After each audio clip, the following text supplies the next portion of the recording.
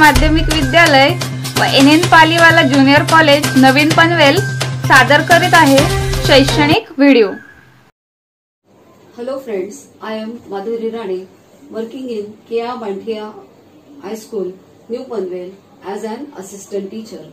Friends, today we are going to learn subject General Science Standard 8 and lesson number 6 Composition of Matter.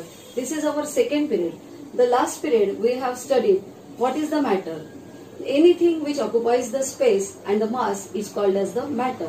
And we also learned that this matter is classified on the basis of the physical properties and on the basis of the chemical properties.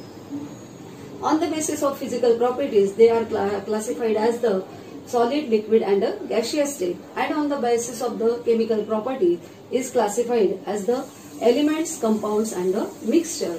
So these elements, they are found in nature and they are found that the only one kind of the particle in which, for example, the hydrogen, oxygen, then gold, silver, these are the elements are found in nature.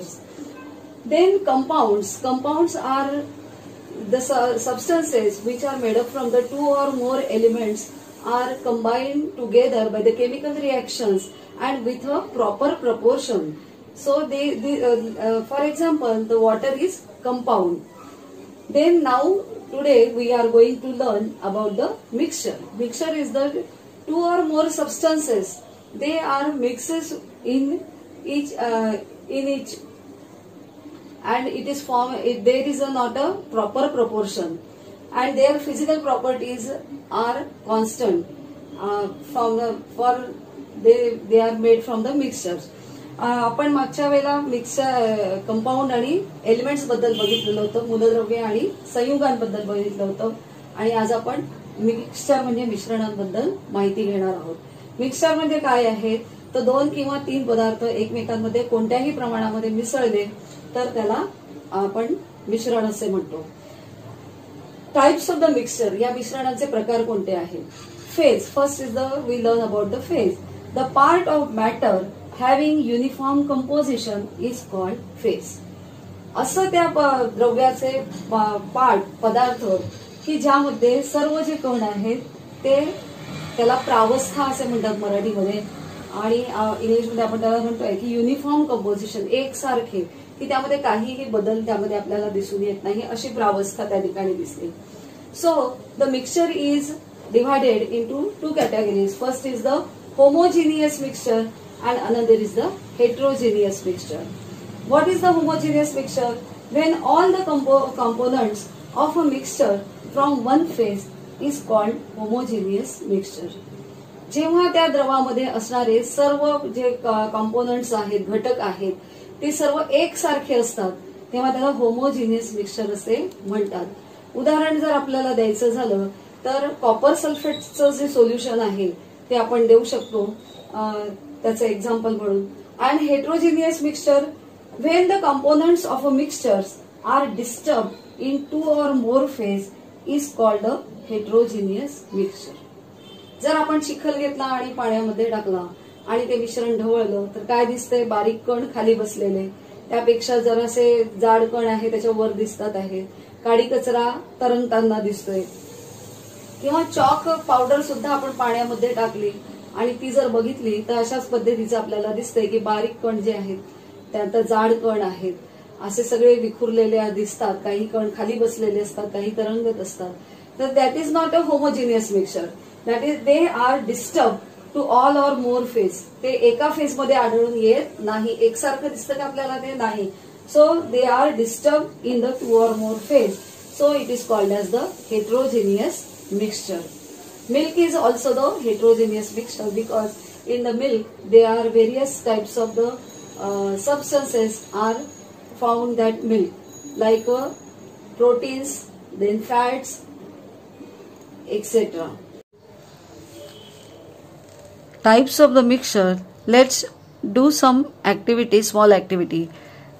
Take 3 beakers and take 10 gram common salt in the first beaker, 10 gram sawdust in the second beaker and 10 ml milk in the third beaker add 100 ml water to all the 3 beakers.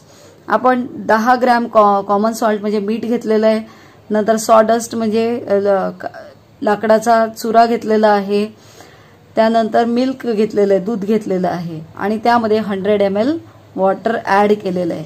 Then stir म्हणजे त्याला ढवळलेलं आहे. Which of the mixture shows separate water phase. कुठलं जे mixture आहे ज्याच्यामध्ये आपल्याला phase जी आहे प्रावस्था द्रव्याची ती वेगवेगळी दिसत आहे. तर बघा, पुन्हा त्या प्रयोगाकडे बघा आणि सांगा.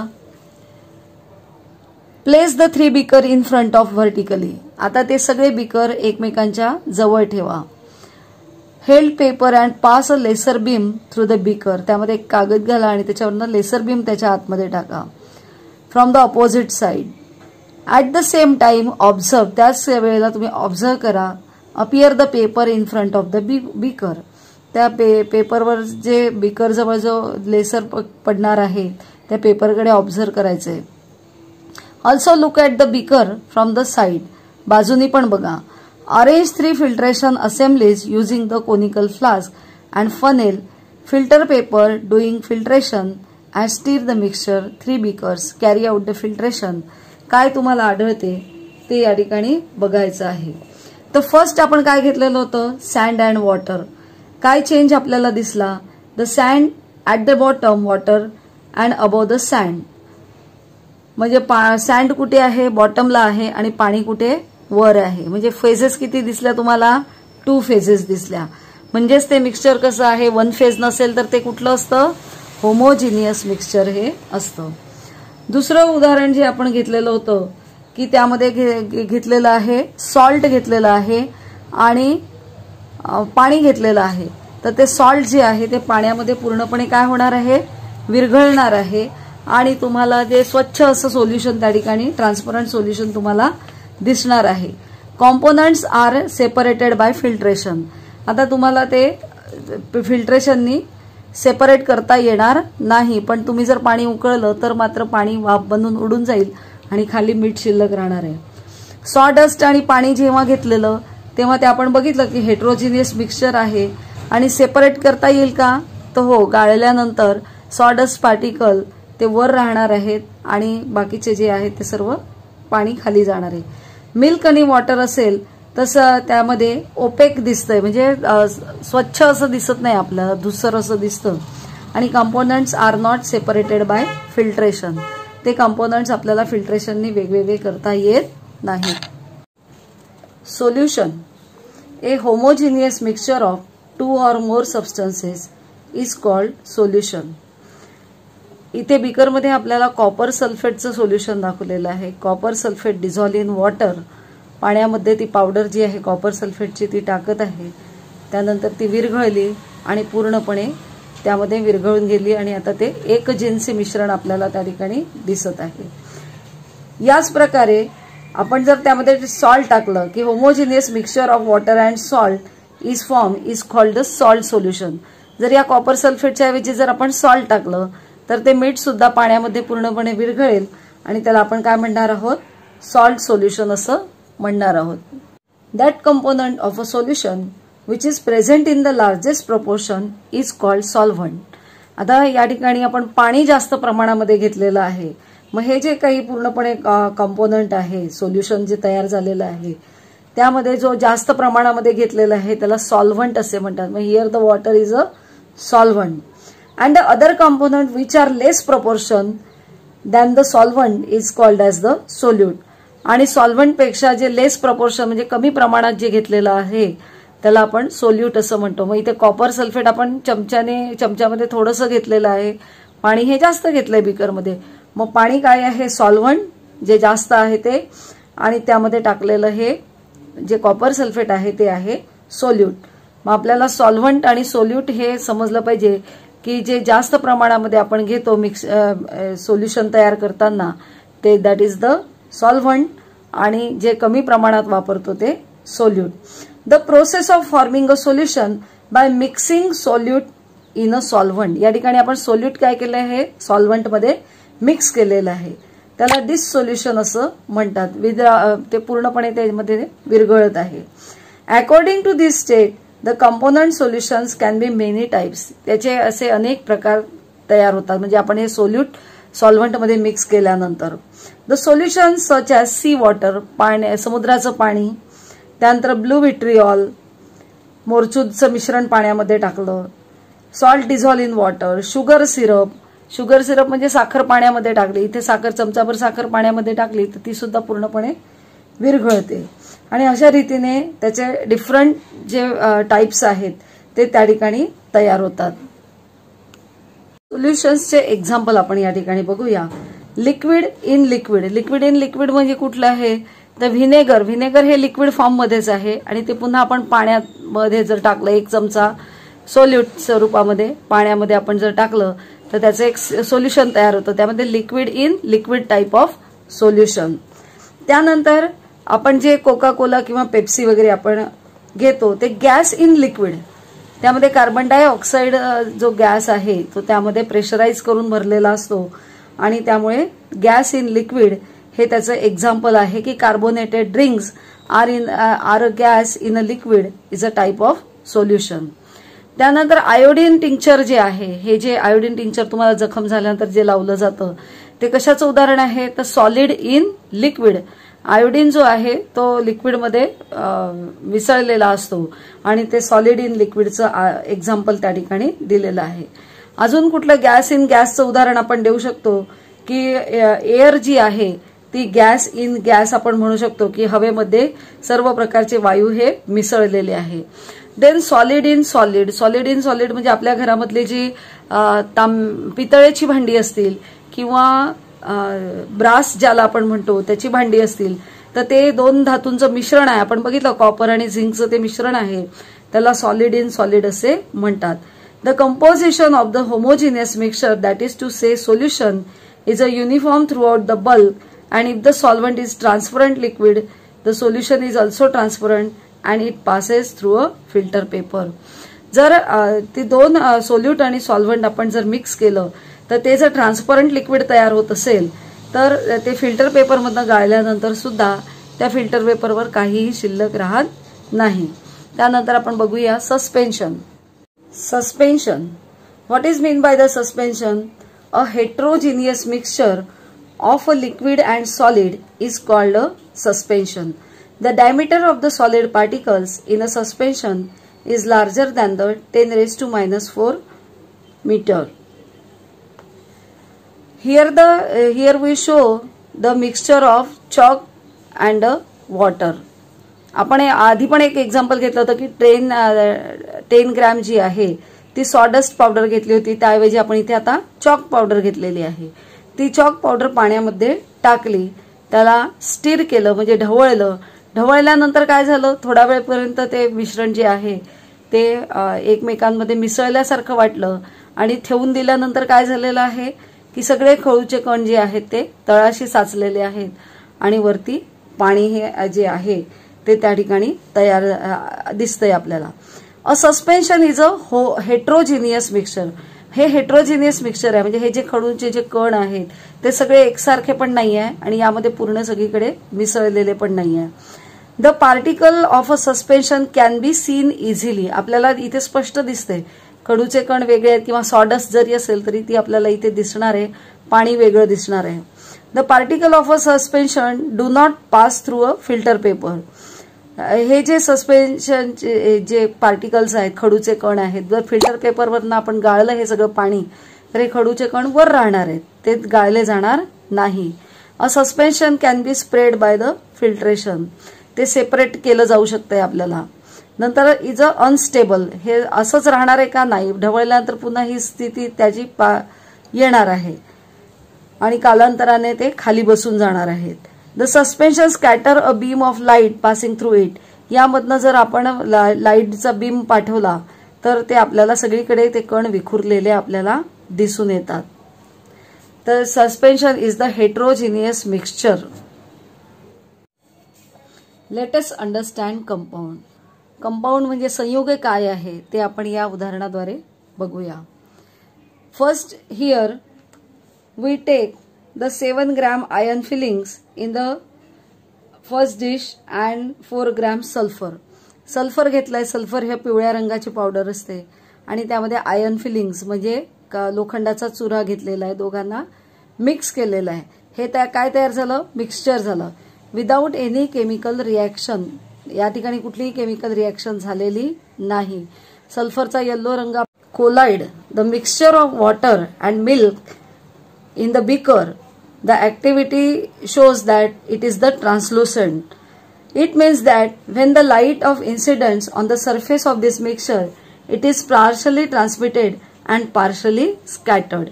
आपण एका बीकर मध्ये 10 ml मिल्क घेतलं आणि त्यामध्ये 100 ml वॉटर टाकलं आणि ते मिश्रण स्टिर म्हणजे ढवळलं आणि त्यानंतर बीम ऑफ लाईट. या ठिकाणी आपल्याला जसं दाखवलंय की एक बीकर आहे, ते पाणी त्यामध्ये आहे, सोल्युशन आहे एक, हे ट्रू सोल्युशन आहे म्हणजे शुगर सोल्युशन असेल किंवा सॉल्ट सोल्युशन असेल आणि त्यामधनं बीम ऑफ लाईट टाकलेला आहे. तर इथे मध्ये कुठेही ते होमोजिनियस मिक्सचर आहे आणि ट्रू सोल्युशन असल्यामुळे इथे कुठेही जागा राहत नाही आणि हा लाईट आपल्याला इथे दिसत नाही. Not visible inside the true solution. प्रकाश किरण आपल्याला याच्यामध्ये या लाईटच्या बीम मध्ये इथे दिसत नाहीत.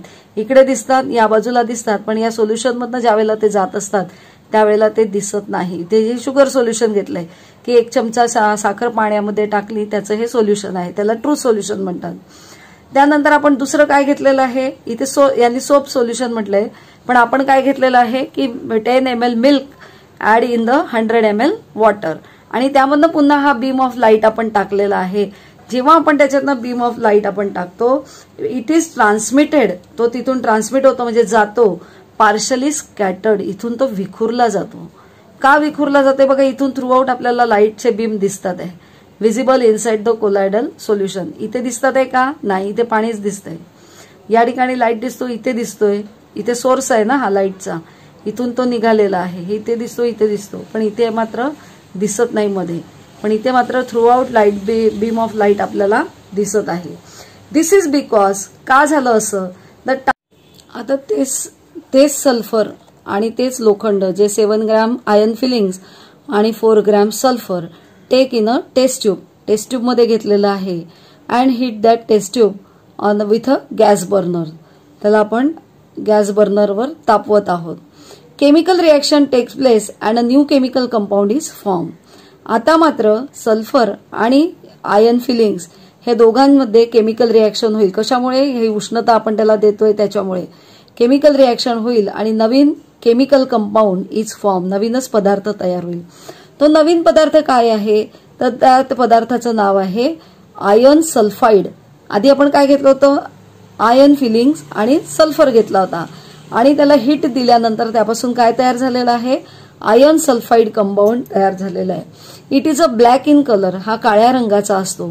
आपण बघितलंय की sulphur is a yellow colour आणि iron filings is a black colour, but after the chemical reaction it form a new compound and it is a black colour. आणि हे जे आहे the iron cannot be pull away with a magnet. आता याच्यावर आपण magnet फिरवलं, याची taste घेतोय कंपाऊंडची की कंपाऊंड बनल्यानंतर सुद्धा पदार्थाचे मूळचे गुणधर्म कायम असतात का. आता मूळचे गुणधर्म काय आहे की आयर्न जे आहे, लोखंड जे आहे ते मॅग्नेटकडे अट्रॅक्ट होतं. Iron attract towards the magnet. आता इथे होतंय का ते आपण बघूया. तर हा आयर्न सल्फाइड आहे, कंपाऊंड तयार झालेला आहे, त्याच्यावर आपण मॅग्नेट फिरवतोय. मॅग्नेट फिरवल्यानंतर असं लक्षात येतं की एकही कण त्याकडे अट्रॅक्ट होत नाही. Cannot pull away this irons with a magnet. म्हणजेच हा तयार झालेला जो पदार्थ आहे, कंपाऊंड आहे, त्याचे गुणधर्म पूर्णपणे वेगळे आहेत.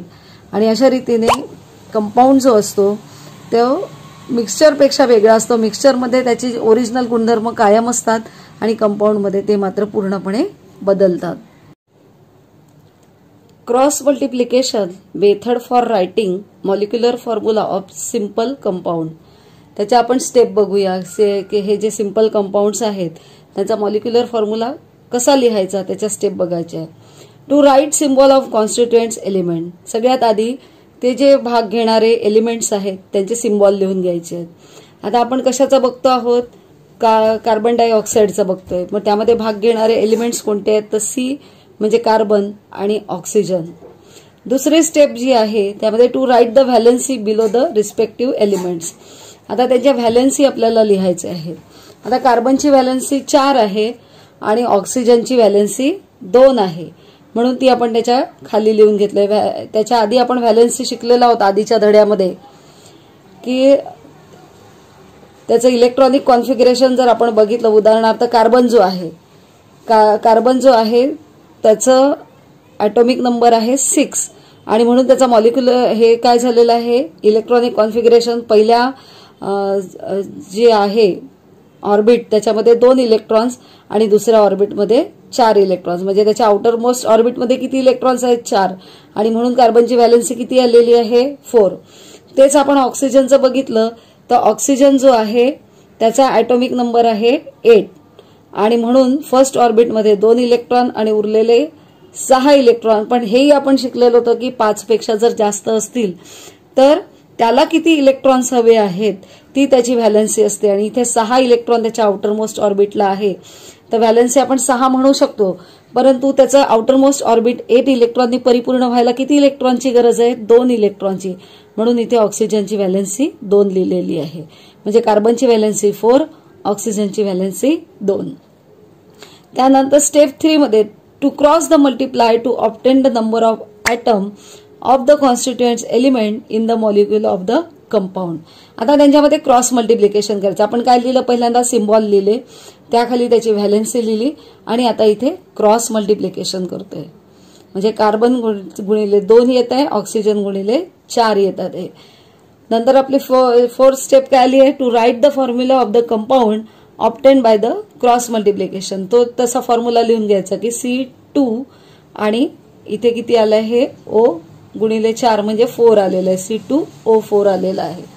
आता याला जर भाग जात असेल तर भाग आपल्याला द्यायचा आहे, अन्यथा तोच त्याचा मॉलिक्युलर फॉर्म्युला राहील. पण इथे भाग जाणार आहे, 2चा भाग इथे जाणार आहे. To write the final molecular formula of the compound, the number of constituents atom in the final molecular formula should be smallest possible the whole number. For getting divide the formula obtained by step 4 to suitable number. suitable number ने त्याला multiply करायचं आहे, साधा भाग द्यायचा आहे, आणि आपण 2 ने भाग दिल्यानंतर आपल्याला माहिती आहे बे बे इथे एकच राहणार आणि बेदुणी 4 म्हटल्यानंतर त्याचा फॉर्म्युला काय येणार आहे, कार्बन एकच राहणार आहे आणि ऑक्सिजनला जो बेदुणी 4 भाग दिलेला आहे तो 2 राहणार आहे, आणि 1 लिहिला काय किंवा नाही लिहिला काय, आणि म्हणून त्याचा जो मॉलिक्युलर फॉर्म्युला आहे तो येणार आहे CO2. त्याला आपण 2 ने मल्टिप्लाइड केलेलं आहे, आणि कार्बन 1 तो असा लिहिला काय किंवा असा लिहिला काय, तिथे एक मॉलिक्युल आहेच, आणि हा O2, आणि हा तयार झालेला आहे, त्याचा मॉलिक्युलर फॉर्म्युला तयार झालेला आहे. आणि ते व्हॅलेन्सी पण आपल्याला कळतात आहे की ते कशा पद्धतीने त्याचं क्रॉस मल्टिप्लिकेशन या ठिकाणी झालेलं आहे. यावरून आपण काही उदाहरणं बघूया. स्टेप शिकल्या त्याच्यावरून आपण मॉलिक्युलर फॉर्म्युला बघूया. पहिल्यांदा इथे आपल्याला जो दाखवलेला आहे एलिमेंट्स, त्यानंतर व्हॅलेन्सी आणि molecular formula of the corresponding compound. त्या ठिकाणी पहिल्यांदा कार्बन आणि हायड्रोजन आहे. कार्बनची व्हॅलेन्सी 4 आहे, हायड्रोजनची व्हॅलेन्सी 1 आहे. आपल्याला काय सांगितलंय, क्रॉस मल्टिप्लिकेशन सांगितलेलं आहे, आणि त्यामुळे मॉलिक्युलर फॉर्म्युला लिहिताना काय येणार आहे, पहिल्यांदा कुठला कंपाऊंड दिलाय, कार्बन, त्याची व्हॅलेन्सी इथे किती आलेली आहे, 1. लिहिली काय किंवा नाही लिहिली काय, 1 आहेच, आणि नंतर आहे हायड्रोजन, आणि या ठिकाणी 4 त्याची व्हॅलेन्सी आली. म्हणजे मॉलिक्युलर फॉर्म्युला काय आला, CH4 हा मिथेनचा फॉर्म्युला आहे. त्यानंतर नायट्रोजन आणि हायड्रोजन दिलेलं आहे. पुन्हा या ठिकाणी क्रॉस मल्टिप्लिकेशन करायचं आहे, आणि आता नायट्रोजनची 1 म्हणजे N लिहिला, आणि हायड्रोजन किती आला, 3, NH3 अमोनिया. त्यानंतर FeS पुन्हा या ठिकाणी, आता या ठिकाणी Fe पण 2 येते व्हॅलेन्सी, आणि सल्फरची पण 2 येते आहे. म्हणजे ते लिहिताना असं येणार Fe2S2. पण आपण बघितलं की त्याला सिम्पलेस्ट फॉर्म आपल्याला द्यायचंय, भाग जातोय का, हो जातोय, बे क बे, आणि म्हणून हा आपण असा FeS अशा पद्धतीने पण लिहू शकतो.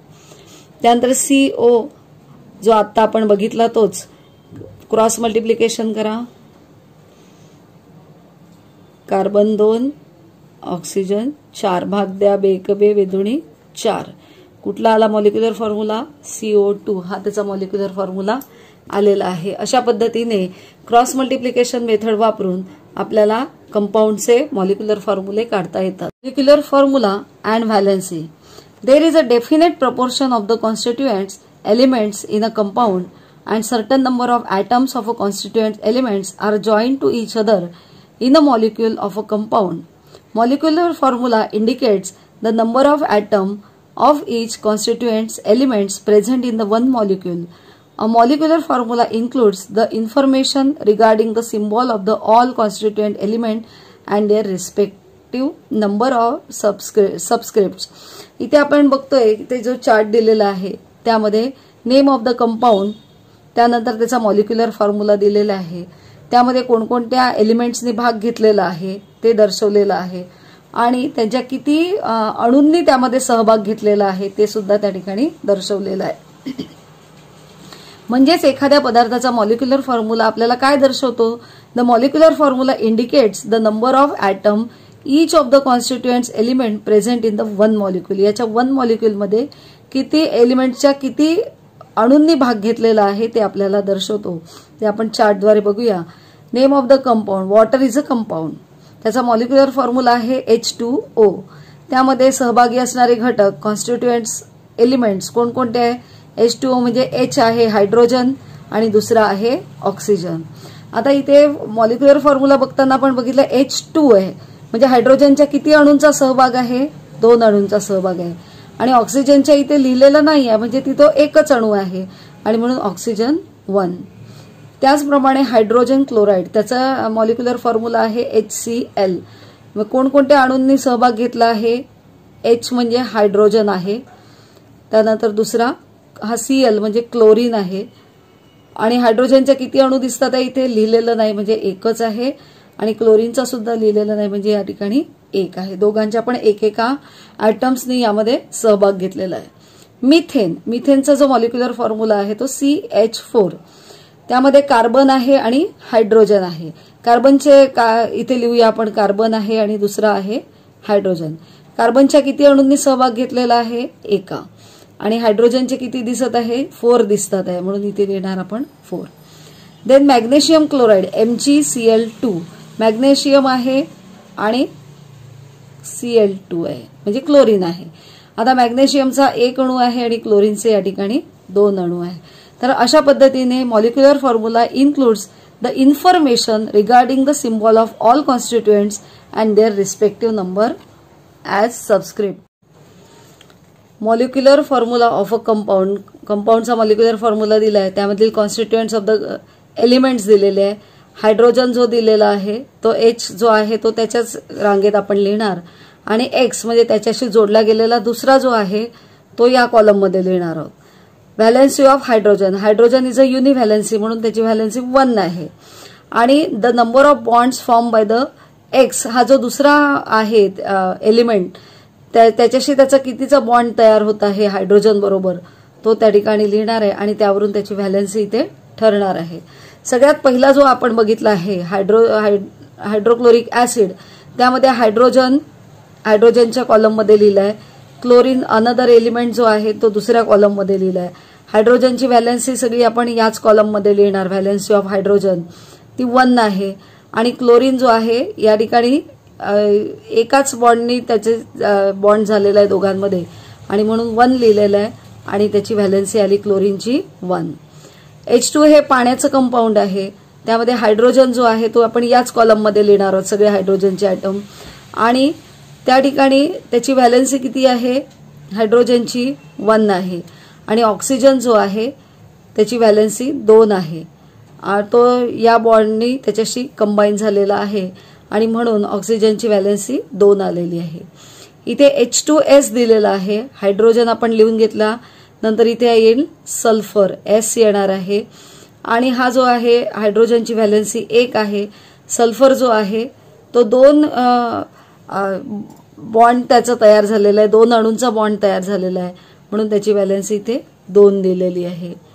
त्यानंतर अमोनिया जो आहे त्या अमोनियामध्ये सुद्धा या ठिकाणी 1 व्हॅलेन्सी हायड्रोजनची आहे आणि इथे आपण N लिहिणार आहोत नायट्रोजनचा। आणि त्याचे बॉन्ड किती तयार झाले आहेत, एकमेकांशी 3 बॉन्ड तयार झालेले आहेत आणि म्हणून नायट्रोजनची जी व्हॅलेन्सी आहे ती 3 आलेली आहे। HBrचा आपण बघत असताना हायड्रोजन जो आहे तो इथे लिहिलाय, त्याच्या कोणाशी कॉम्बिनेशन झालेलं आहे, कंपाऊंड तयार झाले ब्रोमिनशी, म्हणून इथे ब्रोमिन Br त्याचं सिम्बॉल आहे। हायड्रोजनची व्हॅलेन्सी 1, हा सुद्धा एकाच बॉन्डनी जोडला गेलेला आहे म्हणून 1 आणि इथे त्याची व्हॅलेन्सी आली 1। आयोडाइड आले, हायड्रोजन आयोडाइड, हायड्रोजन इथे लिहिला, आयोडीन या ठिकाणी लिहिला, दोघांमध्ये सिंगल बॉन्ड तयार झालेला आहे। हायड्रोजनची व्हॅलेन्सी 1, आयोडीनची व्हॅलेन्सी सुद्धा 1 आणि इथे सुद्धा 1 येणार आहे व्हॅलेन्सी। बॉन्ड इथे 1 आहे आणि व्हॅलेन्सी इथे 1 आहे।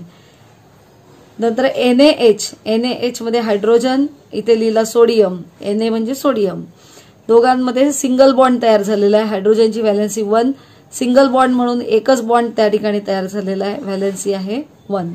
CH4 H लिहिलेला आहे आणि इथे कार्बन ॲटमशी तो जोडला गेलेला आहे। हायड्रोजनची व्हॅलेन्सी 1 आणि कार्बन जो आहे त्या कार्बनची व्हॅलेन्सी आहे 4 आणि ते 4 बॉन्डने एकमेकांना जोडले जातात आणि म्हणून कार्बनची व्हॅलेन्सी आली 4। अशा पद्धतीने आपल्याला molecular formula of various compound form by hydrogen with the other elements आपण त्याचे ते काढू शकतो। आपले हक्काचे मराठी चॅनल रायगड ओवी न्यूज चॅनल सदैव आपल्यासोबत। रायगड ओवी न्यूज चॅनल नेहमी पाहत रहा, लाईक करा, सबस्क्राईब करा आणि बेल आयकॉनवर क्लिक करायला विसरू नका।